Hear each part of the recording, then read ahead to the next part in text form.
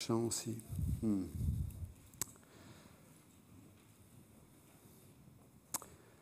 Proverbe de Salomon, fils de David, roi d'Israël, pour connaître la sagesse et l'instruction, pour comprendre les paroles de l'intelligence, pour recevoir l'instruction du bon sens, justice, équité et droiture, pour donner aux simples de la prudence, aux jeunes hommes de la connaissance et de la réflexion.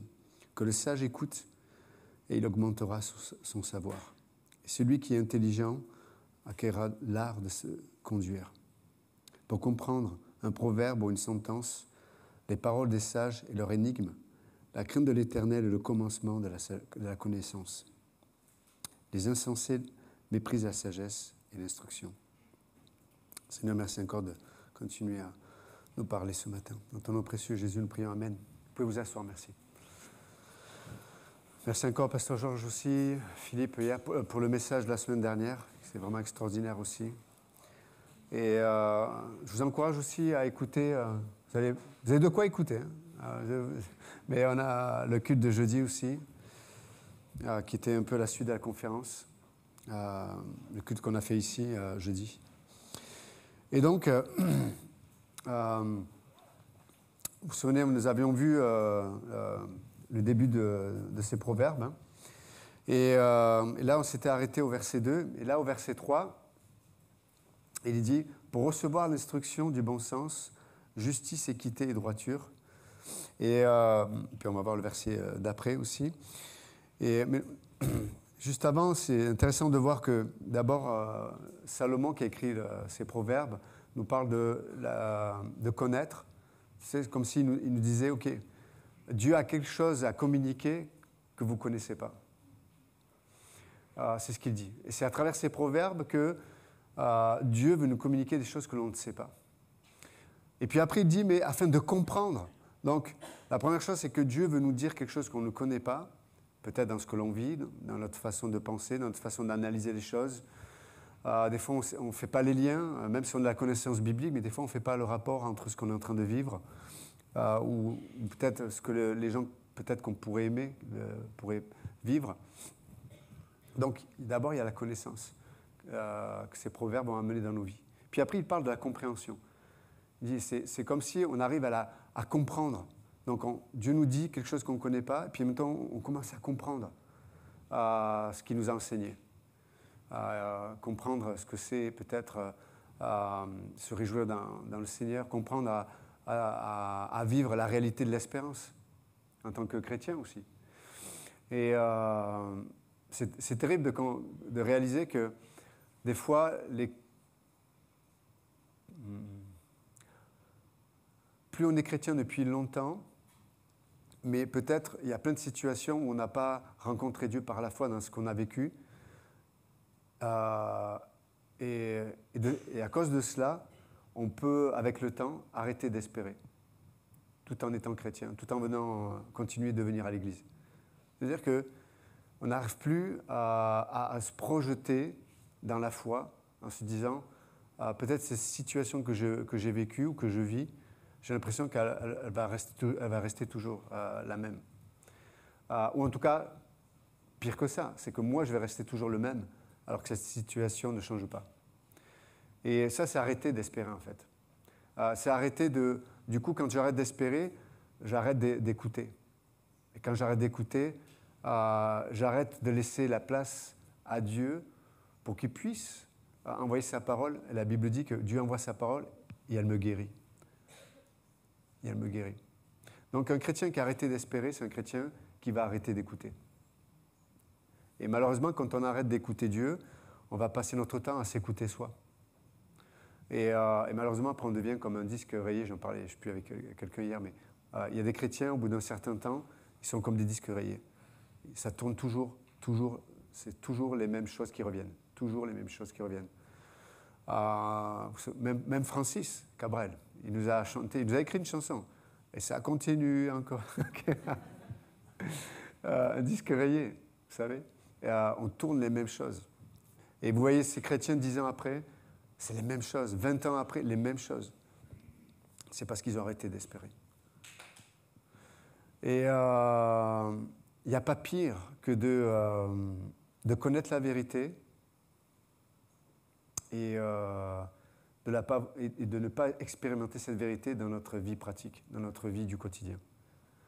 Parce que quand je ne l'expérimente pas, cette vérité, dans ma vie pratique, ça va m'empêcher de croire cette vérité. Donc le premier fruit de ce manque d'espérance, c'est l'incrédulité. On ne croit plus. Et comment je sais que je deviens incrédule, c'est que j'entends plus. Il n'y a plus rien qui me parle. Il y a des choses qui vont peut-être me parler. Je viens à l'église, il y a un chant, il y a une parole. Ça va me toucher émotionnellement. Où je vais être extrêmement sensible aux relations avec les gens. Mais ce que Dieu a à dire ne pénètre plus mon cœur. Parce qu'il y a des couches d'incrédulité. Parce que, sans que je m'en rende compte, j'ai été déçu. Parce que j'ai eu l'impression que la vérité n'était pas puissante dans mon quotidien. Et donc là, Salomon il est en train de nous expliquer, il nous dit, mais à travers ces proverbes qu'on va étudier ensemble, Dieu veut faire une mise à jour. C'est nécessaire, la mise à jour. Hein? Si tu ne fais pas la mise à jour, tu ne peux pas être à la page de ce que le logiciel est capable de te donner. Donc Dieu sans cesse doit faire une mise à jour dans nos vies. Et c'est le but des proverbes. Et donc là, il dit, mais pour recevoir, donc, connaître la sagesse et l'instruction, pour comprendre les paroles de l'intelligence. Et donc, ces proverbes servent aussi pour nous aider à recevoir l'instruction du bon sens. Et j'aimerais que nous puissions juste nous arrêter sur ces trois mots-là. Le premier mot en hébreu, je vous passe, vous pouvez regarder sur Strong, vous avez les références pour avoir le mot exact en hébreu, les déclinaisons hébraïques, etc. Je ne vais pas faire un cours d'herméneutique ou d'exégèse plutôt là. Mais ce mot recevoir, ça signifie littéralement, si je traduis en français, c'est prendre en main. Donc les proverbes qu'on va recevoir, que Salomon va écrire et l'Esprit de Dieu veut nous enseigner à travers ces proverbes, vont nous donner une capacité de prendre en main. De prendre en main. Et cette idée, pour le dire autrement, on pourrait le dire, prendre en main, ça sous-entend aussi qu'on commence, à travers ces proverbes, on va commencer à voir l'utilité d'eux. Tiens, avant, je voyais pas fort, ça me touchait ponctuellement, mais je ne voyais pas l'utilité de l'enseignement, de prendre des cours, de la communion, d'être dans l'église et de venir à l'église. Pour moi, c'était peut-être une œuvre religieuse, ou suivre un mouvement. Voilà, dans ce mouvement, là, les protestants évangéliques, mais il faut faire comme ça pour... Non, on ne parle pas de faire quelque chose. On parle de devenir, d'être à l'image de ce que Dieu a fait de nous. Hein, demandez pas au poisson, quand il est dans l'eau, s'il se pose lui-même la question, que ce soit important pour lui de rester dans l'eau. Il est un poisson, il nage, il est content. Hein? De la même façon, un chrétien, quand le Saint-Esprit vient nous parler, nous convaincre, on est comme un poisson dans l'eau, dans ce que Dieu nous propose. Ce n'est pas une œuvre, vous comprenez? De venir à l'église, je ne dois pas venir à l'église. Ma femme ne me dit pas tous les matins, le dimanche matin, c'est dimanche. Oh purée. Il faut que j'aille à l'église. Oh purée. Tu ne peux pas me trouver une excuse, je suis malade. Non. Le matin, je suis content de venir à l'église. Je suis content de vous voir. Je suis content de ce qu'on va vivre ensemble pour rencontrer Dieu. Et j'ai besoin de vous, et j'espère que c'est réciproque. Mais on a besoin des uns des autres pour, que l'Esprit de Dieu se dise, waouh, il y a une attente dans le cœur de chacun et de chacune. Et ça permet au Saint-Esprit de venir se manifester au milieu de nous. Alors, moi, je suis content de venir. Alors, on prend les cours, je suis content de prendre des cours. Pourquoi? C'est la parole de Dieu, tu vois. Seigneur, je suis ce poisson. Pour moi, c'est être dans l'eau. Vous voyez? Mais comme on est un esprit religieux, vous avez remarqué ça. Hein? Non, ne regardez pas le voisin, regardez-vous vous-même. On a tous le côté, quand je parle de religieux, je parle du mauvais côté religieux, c'est-à-dire où on est tellement conscient de nous-mêmes, dans une forme de culpabilité et de honte, qu'on se doit faire certaines choses. Vous savez, on se met des standards. Mais ça devient des œuvres. Ça devient des œuvres. Vous avez remarqué, les œuvres de la chair ou les œuvres de l'homme, nous rend de plus en plus conscients de soi-même. Et les gens religieux, vous avez remarqué, ils sont extrêmement sérieux. Ça va? Oui, ça va. Et pourquoi ils sont sérieux? Parce qu'ils sont conscients d'eux-mêmes. Ils n'ont pas la paix avec Dieu, donc tout est... Alors, nous, on est extrêmement sérieux avec Dieu et la parole, vous avez remarqué. Hein? Mais sérieux avec moi-même, c'est une blague. Non, je veux dire, je me prends pas au sérieux. Je prends Dieu et sa parole au sérieux. Comprenez la différence? L'homme de grâce ou la femme de grâce prend Dieu et sa parole au sérieux, je vous assure. Mais l'homme religieux, il se prend au sérieux. C'est pour ça qu'il entretient sa culpabilité, il entretient sa honte. En fait, c'est comme tous les matins, il se lève, il entretient son fardeau. Tiens, je vais peaufiner mon fardeau, il va bien briller mon fardeau. Et toute la journée, toute la semaine, il est avec son fardeau. Ouais, Jésus, il me libère. On ne dirait pas. Hein? On dirait qu'il marche dans un sable mouvant, quoi. Plus il s'agite, plus il s'enfonce. Non. Il dit, mais afin de recevoir, de prendre en main, de voir l'utilité. Mais ouais, c'est évident. Eh oui, c'est évident. La parole, dans le corps de Christ, je suis moi-même enfant de Dieu. C'est-à-dire que moi-même, comme tu rappelais les pierres vivantes, moi-même, je suis nécessaire pour mon frère, ma soeur qui est à côté. Vous voyez, l'individualisme fait qu'on ne pense pas comme ça. Je viens à l'église et, bon, qu'est-ce que le Seigneur a à me dire? Ouais, mais peut-être je viens à l'église parce que je suis cette pierre vivante qui va soutenir les pierres que sont les autres aussi. Et c'est là où on vit quelque chose ensemble. Vous voyez ce que je veux dire? On sort de soi, on sort de notre bulle, là. Tu sais, on est dans notre bulle, là. C'est là où on meurt. C'est là où la mort agit en nous. On est enfermé, quoi. On est enfermé dans une bulle. Et Dieu vient, avec une petite aiguille, plouc. Il perce cette bulle. Dieu veut percer la bulle dans nos vies. Parce que cette bulle, elle nous rend esclaves de certaines choses. Elle nous rend esclaves de nos habitudes. Elle nous rend esclaves des... Vous savez, écoutez bien, c'est très, très important. Le monde dans lequel nous sommes, le cosmos dans lequel nous sommes, l'organisation dans laquelle... C'est un monde qui fabrique des hommes, des femmes remplis d'addiction. Remplis d'addiction. Parce que quand tu vis dans la honte, dans la crainte, il y a la honte, la crainte et la culpabilité, il faut que tu détournes l'attention de ce poids-là. C'est pour ça que ce monde est rempli d'addiction. On voit tous ces jeunes remplis d'addiction. Ils ne sont pas capables de s'asseoir et d'écouter un culte. Ils sont en train de jouer à leur jeu ou à répondre à des textos comme si je ne réponds pas aux textos, la Terre va arrêter de tourner, quoi. On est malade. On est malade. Je suis malade. Vous êtes malade. Lui aussi, il y a quelqu'un qui a fait une chanson là-dessus. Hein? Serge Lama. Hein? C'est pas un lama, hein, c'est Serge Lama, c'est un chanteur. Je suis malade. Et il s'est pris pour Napoléon à la fin. Mais en tout cas, il a fini. Mais non. Recevoir. Le mot là, je vois comme utile. Comme utile. Et c'est intéressant parce que ça sous-entend aussi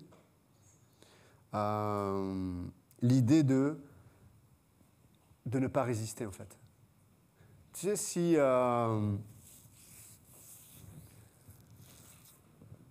l'endroit où tout le monde aime aller, chez le dentiste. Alors on l'aime le dentiste. Mais pourquoi on y va? Vous allez chez le dentiste parce que vous êtes maso? Je me lève le matin, je dis, il faut que je me fasse mal. Non. Hein? Non, on va chez le dentiste parce que c'est utile et nécessaire. Donc il vous dit, vous imaginez quand même, il vous demande, ouvrez la bouche. Et puis il va nous charcuter, le gars.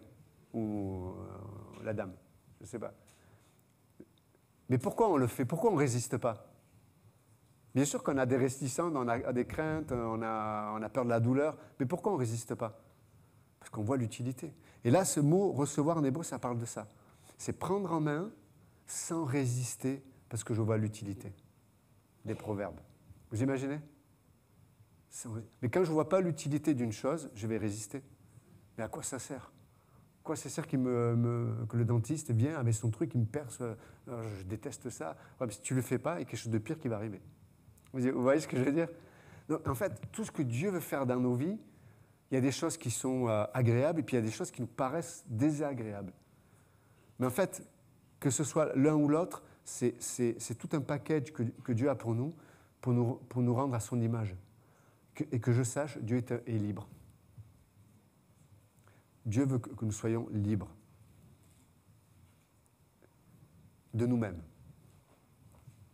Piqué avec sa petite piqûre, hop, il expose la bulle.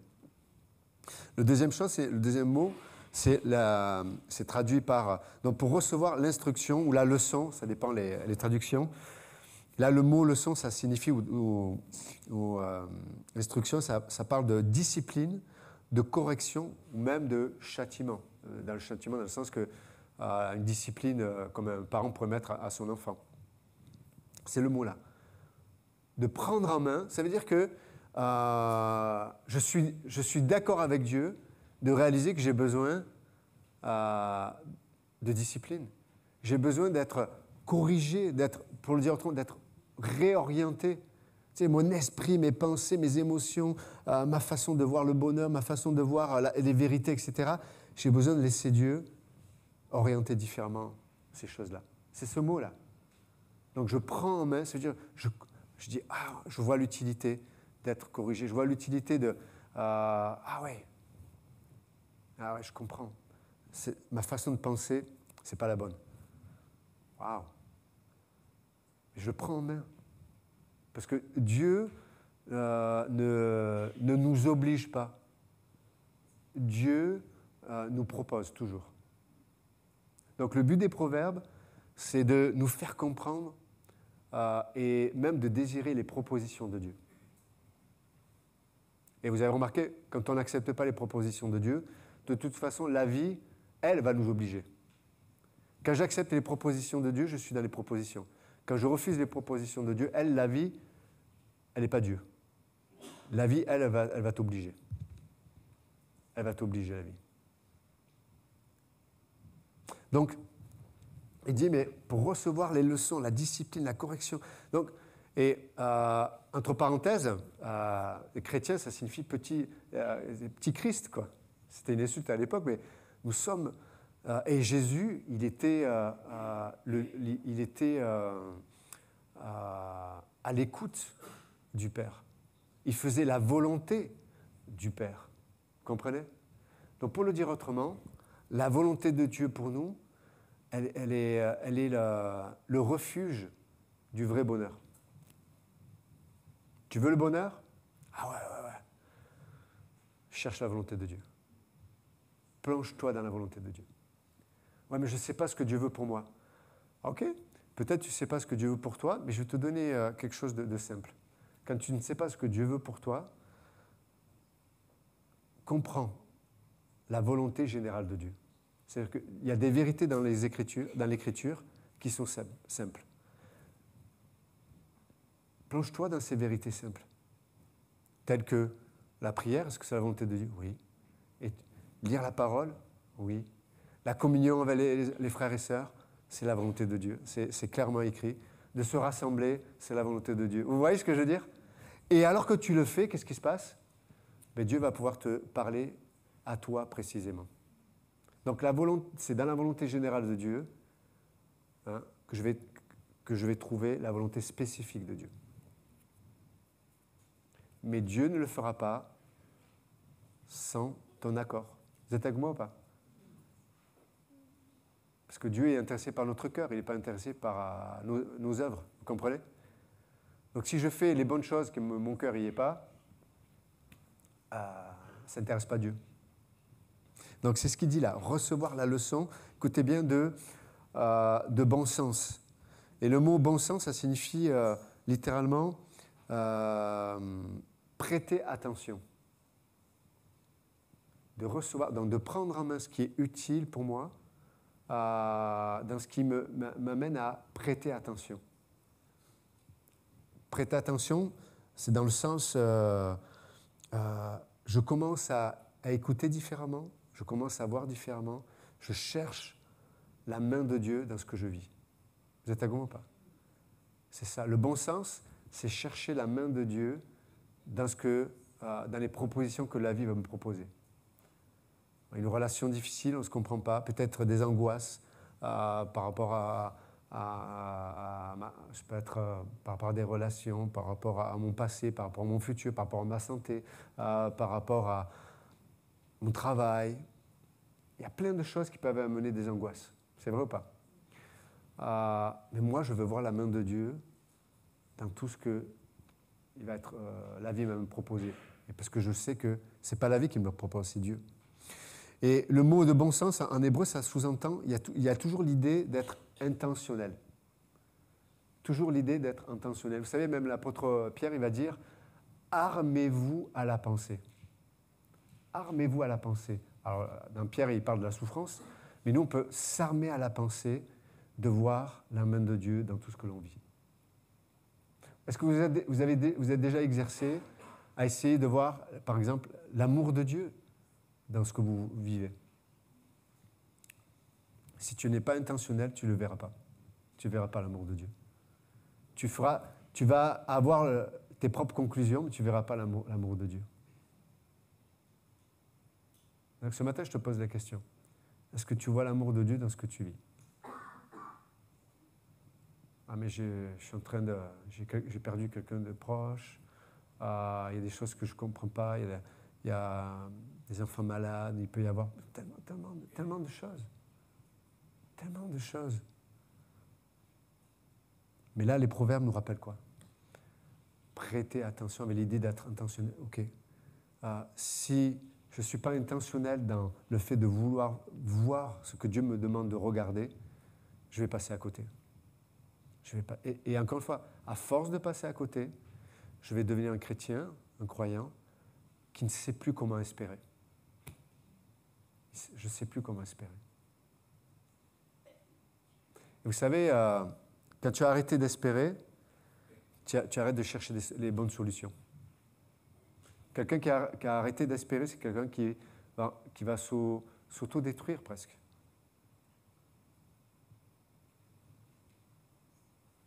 Non. La force du croyant, c'est l'espérance vivante que nous avons en Jésus-Christ. Je continue d'espérer. Dans Romains 4, il est parlé d'Abraham, il dit, mais il a espéré contre toute espérance.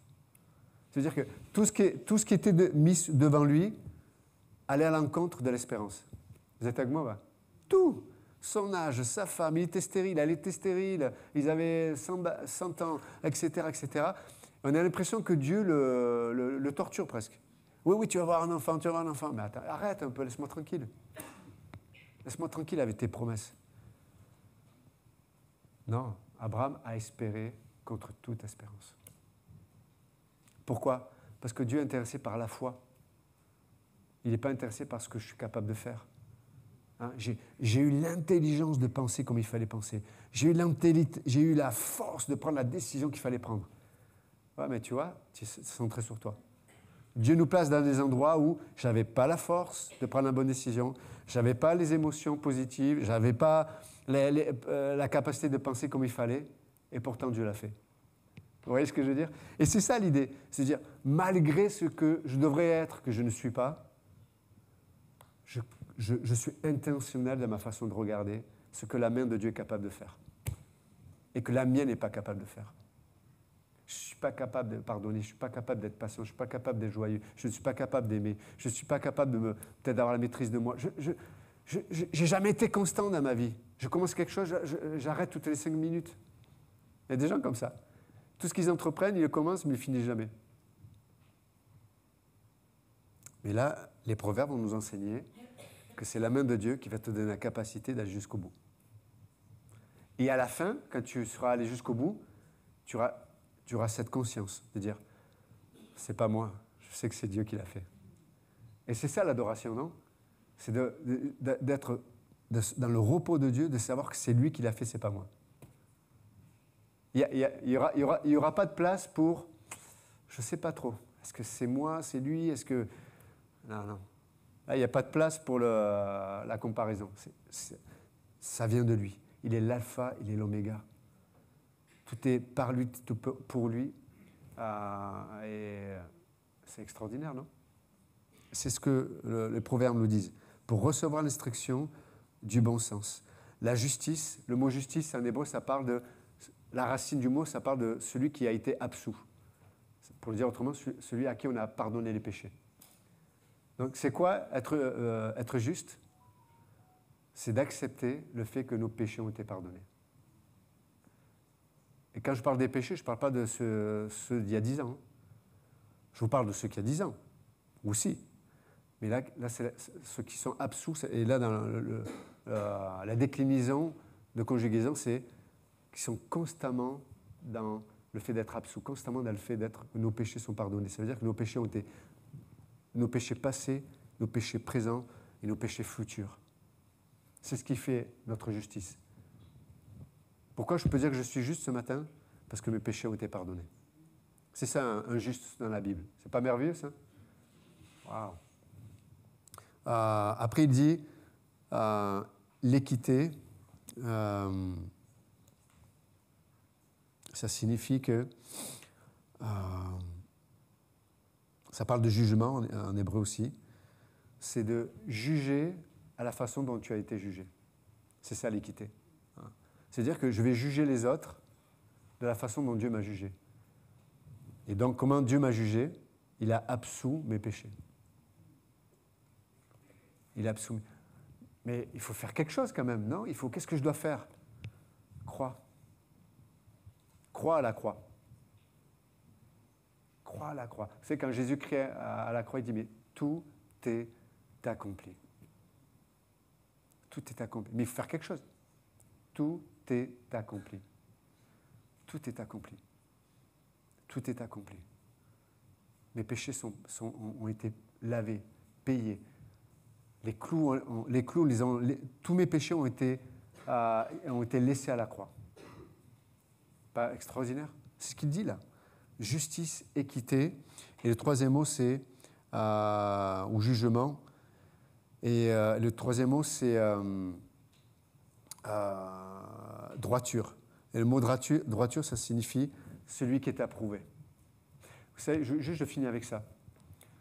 Dans notre relation avec Dieu, il faut toujours, ça c'est un principe spirituel, il faut toujours avoir la bonne genèse ou la bonne origine pour construire de la bonne façon. Si ta construction de départ n'est pas la bonne, la finalité sera mauvaise. Et là, en l'occurrence, là, quand il parle d'équité, ça signifie celui qui est approuvé. Ça veut dire que notre base de départ doit toujours être celle que Dieu détermine. Et ce que Dieu détermine, c'est qu'il t'approuve. Dieu nous approuve. Et nous, souvent, on fait le contraire. OK, il faut que je fasse pour être approuvé. Dieu dit non, je t'approuve. Et parce que tu sais que je t'approuve, tu vas devenir ce pourquoi je t'ai approuvé. Un homme, une femme d'intégrité, un homme, une femme qui apprend à aimer avec l'amour de Dieu, un homme, une femme qui sait se réjouir, même dans les situations où il n'y a rien pour se réjouir. Un homme, une femme qui est capable d'être contrôlé par le Saint-Esprit, alors qu'on a envie de réagir. Et des fois, les situations, les gens nous donnent le droit, ou nous donnent raison, pour se dire, tiens, là c'est normal. Là c'est normal que je crie, que je sois violent, ou que je garde le silence, que je boude, je vais lui faire payer. Ou à elle, je vais lui faire payer par mon attitude. Ce n'est pas la maîtrise de soi, ça. Mais il faut la bonne origine. Et le bon départ, c'est que Dieu nous approuve. Pourquoi? Parce que quand le Père te regarde, il voit, malgré ce que nous sommes faibles, il voit que tu as laissé la place. Parce que tu as dit oui au Sauveur. Et Dieu dit, bingo, bingo. C'est tout. Alors ça énerve l'homme naturel. Hein. C'est tout, c'est pas juste. Y a rien dans la Bible, il n'y a rien qui est juste. Parce que si Dieu nous traitait avec justice, l'humanité n'existerait plus déjà depuis longtemps. Vous voyez? Il n'y a rien qui est juste. Par contre, Dieu a manifesté sa justice. sa justice. Tes péchés sont absous et pardonnés.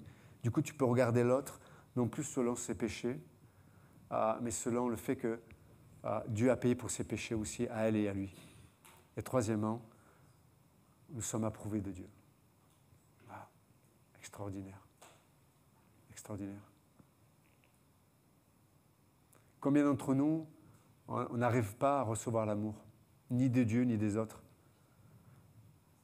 Parce qu'on se dit, mais c'est pas possible d'être, je ne suis pas à la hauteur, je peux, avec ce que je suis, ou ce que j'ai fait, ou ce que je devrais faire, que je ne fais pas, je ne peux pas être approuvé. Si tu crois ça, tu crois un mensonge. Et le mensonge amène toujours, la finalité du mensonge, c'est toujours le péché. Parce que quand tu vis dans un mensonge, le mensonge t'introduit toujours dans une loi. La loi excite le péché et le péché produit la mort. Toujours. Mais nous, on a reçu cette grâce. La Bible dit, là où le péché abonde, la grâce surabonde. C'est quand même incroyable. Et Dieu nous approuve. Dieu est là. Nos péchés sont pardonnés. Et c'est le moment juste de... C'est pour ça qu'on peut l'adorer. L'adorer. Et l'adorer, c'est d'abord le croire, lui faire confiance. Donc, juste ce matin, s'encourager de dire, Seigneur, aide-moi à ne pas être un croyant qui arrête d'espérer. Parce qu'un croyant qui arrête d'espérer, c'est un croyant qui va être là de tout. Il n'y a rien qui lui parle, il n'y a rien qui le touche, il n'y a plus d'attente, il n'y a plus rien, quoi. C'est le désert de Gobi. Il n'y a plus rien. Non. Des fois, il vaut mieux un chrétien qui n'a pas arrêté d'espérer, mais qui est en train de se débattre un peu. Tu sais, là, il est dans la chair, il réagit, mais au moins, il est vivant, quoi. Mais un chrétien qui est devenu... qui est devenu... comment je cherche un mot. Là, j'ai déjà dit, mais un truc plus rigolo. En plus, blasé, voilà, blasé. Voilà. La chose la pire qui peut arriver chez un chrétien, c'est quand il devient blasé. Et on le retourne à Apocalypse quand il dit, mais ce que j'ai contre toi, c'est que tu as oublié ton premier amour. Hein? Le fruit d'un amour, du premier amour abandonné, c'est être blasé, quoi. Je suis blasé. Il parle une belle chanson, il dit, ah ouais, c'est bien. Une belle prédication, ah ouais, c'était bien. C'était bien, ah ouais.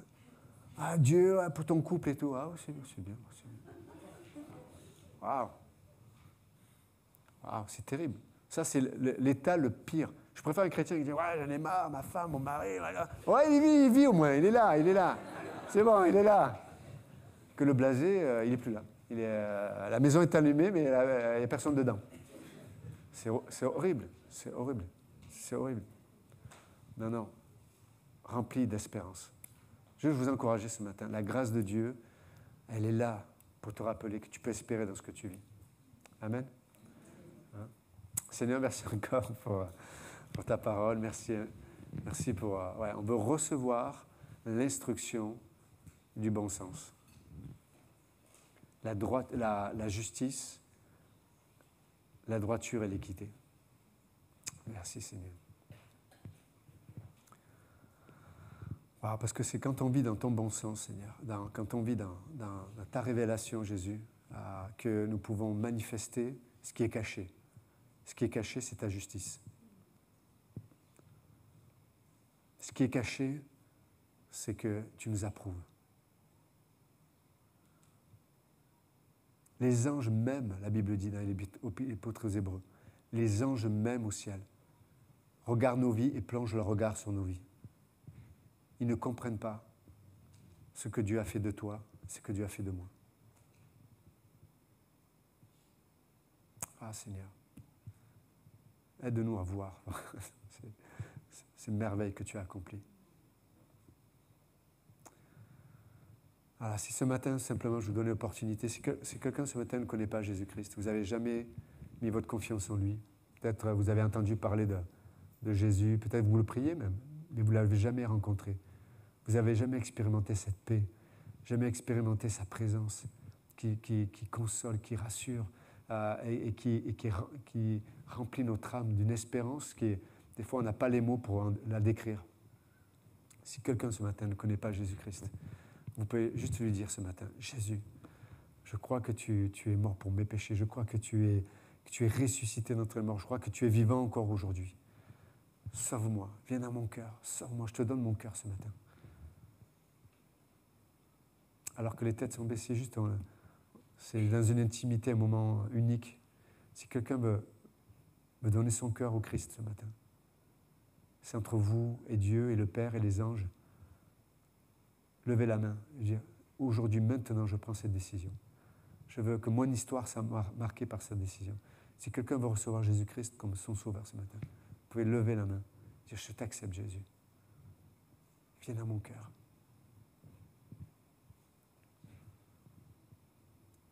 Merci Seigneur. Te remettons le reste de cette journée, qu'il soit élevé et glorifié. Amen. Que Dieu vous bénisse. Merci.